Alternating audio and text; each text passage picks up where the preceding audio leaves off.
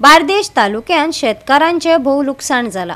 शेतकारांक सरकार सबसिडी दितले, देखून तांकां लुकसाण आणि परत शेती करपाक बरे पडटले। तशेंच नव्यान शेती करपाक सुरवात करतल्यांकय आमी सरकारा वतीन तांकां मजत करतले। तर शेतकरी आमचे खूप जे आसात ते शेत लायतात आणि एवरी इयर तांचे कितें जाता, नुकसाणी जाता। अननॅचरल कॅलॅमिटीज जातात, वादळ येता, पावस पडटा, फ्लड्स येतात आणि एकदां ड्राउटूय जाता।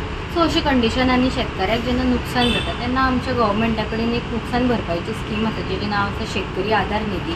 ह्या शेतकरी आधार निधीच्या अंडर आमी वेगवेगळे क्रॉप्सा प्रमाणे प्रत्येक फार्मराक आमी तांकां कंपेन्सेशन दिता, एक आधार गव्हर्मेंटा कडल्यान, जितूंतल्यान ते कंपेन्सेट जावन परत कल्टिवेशन करपाक शकतात किंवा एक थोडोसो मदत तेंच्या खातीर।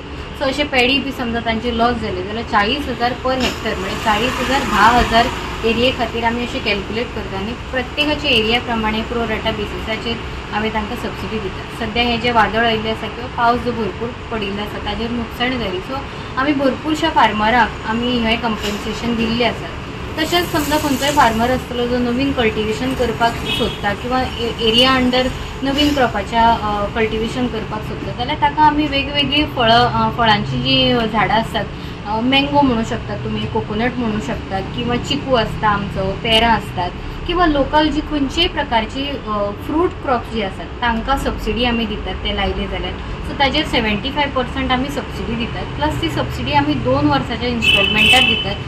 फर्स्ट वर्साक ताका कल्टिवेशन करपाक आनी सेकंड इयर ताका एक मेंटेनन्स, एक खर्च ताजो उदकाचो किंवा त्याचो साऱ्याचो खर्च सुटचो म्हणून आमी तांकां मेंटेनन्स दितात। तशेंच समजा आमचे कडेन वेगवेगळ्या सिजनान, खरीप सिजन, पावसाळी सिजनान आणि प्लस रबी सिजनान आमचे कडेन वेगवेगळे प्रकारच्यो भाजयेंच्यो बी असतात।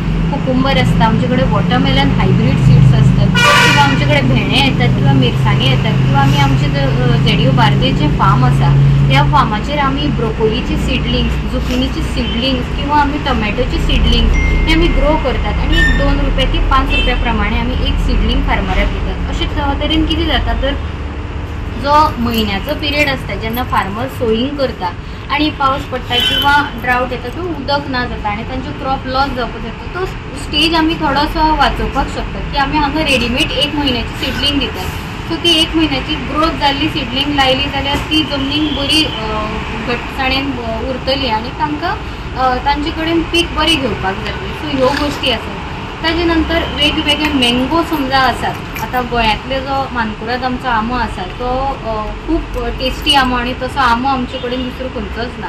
सो असो मँगो, मानकुराद आंबो किंवा अल्फान्सो आंबो किंवा खंयचे बरे जातीचे मँगो जे आसात ते समजा कोणी एक कल्टिवेशन करतलो आनी कमर्शियल स्केलीचेर, म्हटल्यार कितें ताजे समजा एक्सपोर्ट करपाचे विचार करून करतलो जाल्यार ताका एक नवीन स्कीम आसा, that is mango commercial lines म्हणून, जेजेर ओन्ली एक्सक्लुझिवली फार्मरान मँगो लावपाचे। मिनिमम पॉयंट 1,000 एरिया प्रमाणे, म्हणल्यार 10 आमी घेवपाक शकता। कमीत कमी तेणें 5,000चे म्हळ्यार 50 आमी लावपाचे आणि प्रो रेटा बेसिसाचेर आमी ताजी सबसिडी कॅल्क्युलेट करता। सो ही एक ऑनगोईंग स्कीम आसा।